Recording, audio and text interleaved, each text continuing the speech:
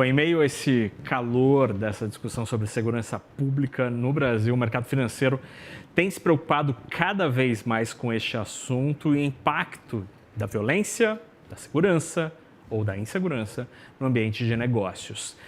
Para entender e analisar esse assunto importantíssimo, tenho o prazer de conversar agora com ele, Gilvan Bueno, colunista do CNN Money. Gil, faz tempo que eu não converso contigo, meu caro. Que bom estar aqui com você. Mas que pena que é para falar de um assunto que nos é tão caro para a nossa economia, mas antes disso, para a nossa sociedade. A nossa sociedade ainda sofre muito com a violência nas nossas grandes cidades, nas periferias, nos subúrbios brasileiros. E como isso nos afeta como sociedade, como economia? Boa tarde, meu amigo. Muito boa tarde. Primeiramente, parabenizá-lo publicamente pelo prêmio de jornalista mais admirado do mercado financeiro. Eu não poderia começar esse diálogo sem externar aqui minha admiração, a inspiração que você é para todos nós. Parabéns de verdade. Obrigado, viu? Gil. Obrigado mesmo. Sei o quanto você se dedica para isso. Logo em seguida, abordar um assunto triste, que é a segurança pública. E esse assunto vai determinar as eleições de 2026. Há um ano atrás, uma grande gestora do mercado financeiro, sediada em São Paulo, escreveu uma carta mostrando que as eleições presidenciais seriam decididas pelo voto dos evangélicos. Então, há um ano atrás, basicamente, a grande discussão é que os votos evangélicos seria a grande mudança, a grande direção das eleições, e isso deveria determinar. Mas, com a fatalidade, com a grande questão que aconteceu no Rio de Janeiro, com o tráfico de drogas combatendo os policiais, e também, não podemos deixar de destacar, um dos anos mais desafiadores para o mercado financeiro brasileiro, onde nós presenciamos o crime organizado participando do coração ali de instituições financeiras aqui, e logo em seguida, a maior questão aqui sobre isso, que é o narcotráfico surgindo nessas condições. Então, a tônica para 2026 será segurança. É isso que tira aqui a popularidade do atual presidente, é isso que cria uma discussão ampla sobre isso, e é isso que os principais analistas têm falado. Eu tenho falado muito com um amigo nosso que está lá no WW, que é o Criomar. O Criomar tem escrito diversos relatórios sobre isso, mostrando que as eleições estão mudando um pouco de direção, não vai ser isso. O impacto no mercado financeiro com uma taxa de juros de 15%, o dólar caindo, a gente está celebrando aqui o Ibovespa em 158 mil pontos. Mas imagine isso com a Selic a 12, uma melhor condição econômica, maior atividade econômica, a gente pode ter uma bolsa de valores a 200 mil pontos. Mas se a gente tiver uma estabilidade muito grande nos participantes, nessa leitura de como vai ser o combate à segurança, não adianta fazer transferência de renda, alguma política populista, porque a segurança é o calcanhar de Aquiles das eleições do ano que vem. E Gil, é muito triste esse assunto quando a gente analisa em todas as frentes. Não tem como ficar imune a este assunto. Obviamente, o drama das famílias, especialmente das mães que perdem seus filhos para a violência, é algo absolutamente de romper o coração, assim, algo que é presente nas periferias, nos subúrbios das cidades. Local esse de onde eu vim, de onde você veio, a gente sabe como isso afeta a estrutura familiar, a estrutura da sociedade. Para além disso, um país como o Brasil passa a ter problemas também nos negócios. Eu pergunto isso porque recentemente eu estive num evento em que executivos estavam dizendo que como é diferente fazer negócios no Brasil, onde você tem área de segurança patrimonial, né? Por exemplo, proteção de cargas, proteção de transporte, como sendo uma diretoria super importante dentro de algumas empresas que estão expostas a esse risco, ao risco patrimonial.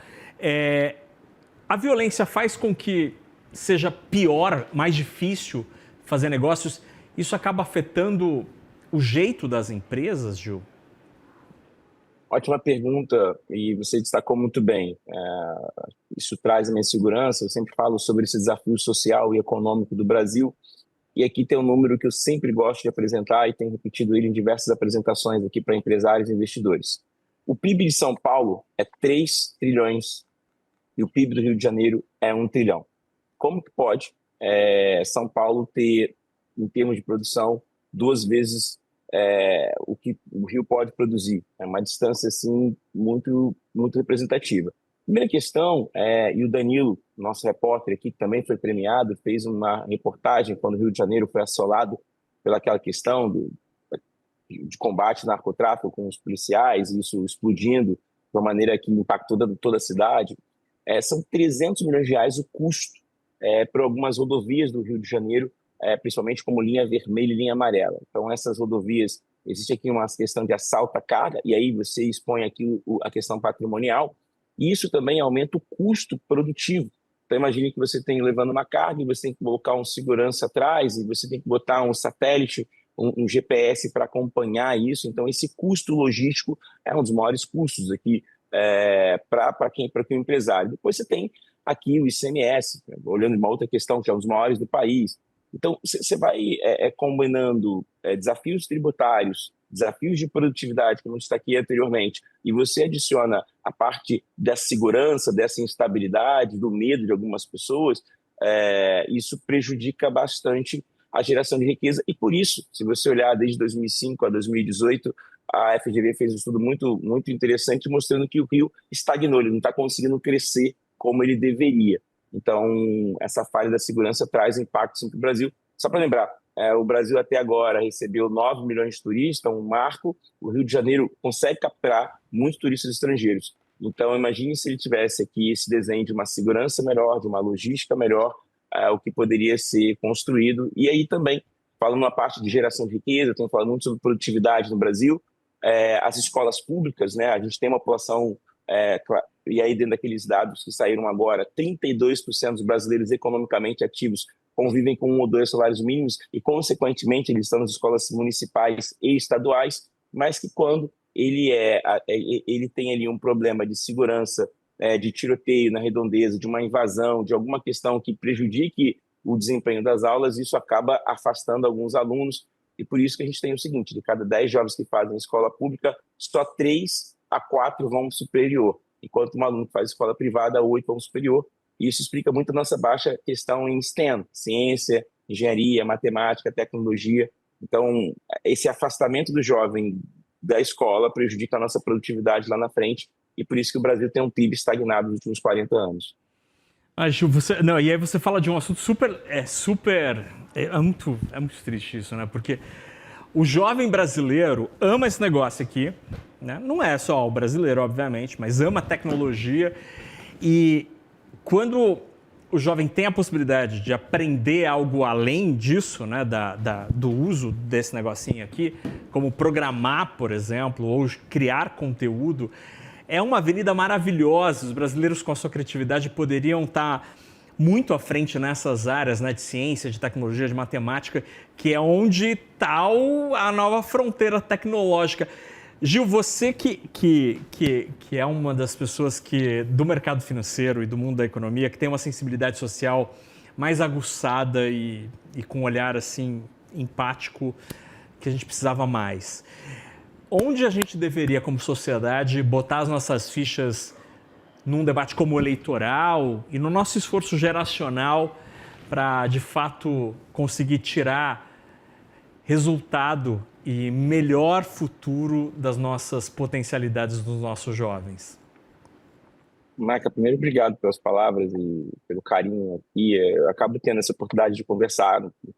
Eu saio um pouco desse IDH renda per capita, que é ali a Faria Lima, o mercado financeiro, e consigo transitar nos estados com IDH médio ou um pouco mais baixo, o desenvolvimento econômico. Então, isso acaba me dando aqui uma visão muito oportuna, e participo aqui de conselhos de algumas instituições que fazem esse trabalho social e educacional. E aí que tem uma questão importante, né? Todo mundo fala da importância da educação, mas se você comparar, o Brasil investe muito em educação, muito mesmo. O Brasil é um grande investidor em educação. Então, as pessoas falam assim: mas como é que você investe em educação e você não tem alta produtividade, você tem uma armadilha da renda média? Como assim uma armadilha da renda média? 70% dos brasileiros economicamente ativos ganham até 5 mil reais. Isso tem um problema, porque 32% ele vive com 1 a 2 salários mínimos. Então, você tem um problema que 70% do Brasil não ganha uma renda. Então, como é que você consegue aumentar a renda? Você consegue aumentar a renda tendo uma profissão com maior pagamento, com maior remuneração. Então, aqui é o desafio de você conseguir criar profissões que vão gerar renda. Então, te respondendo depois desse contexto, que é o seguinte: se você gasta muito em educação, que é o caso do Brasil, mas você gasta num projeto de educação automática ou que você não consegue pegar esse aluno de 4 a 9, 11 anos e dar uma formação muito ampla para ele, com muito potencial, aqui o Nordeste, especificamente o Ceará, faz um dos trabalhos mais incríveis. Então, nas provas, nos grandes concursos de escolas militares ou de escolas técnicas ou escolas de engenharia, o Ceará, especificamente, é um grande vencedor nessas provas. Por quê? Porque ele faz um trabalho de base muito bom. Então, acho que a gente gasta muito educação numa área que está gerando pouco valor, e a área que talvez seria a grande diferença é o que acontece nessa formação de 4 a 11 anos.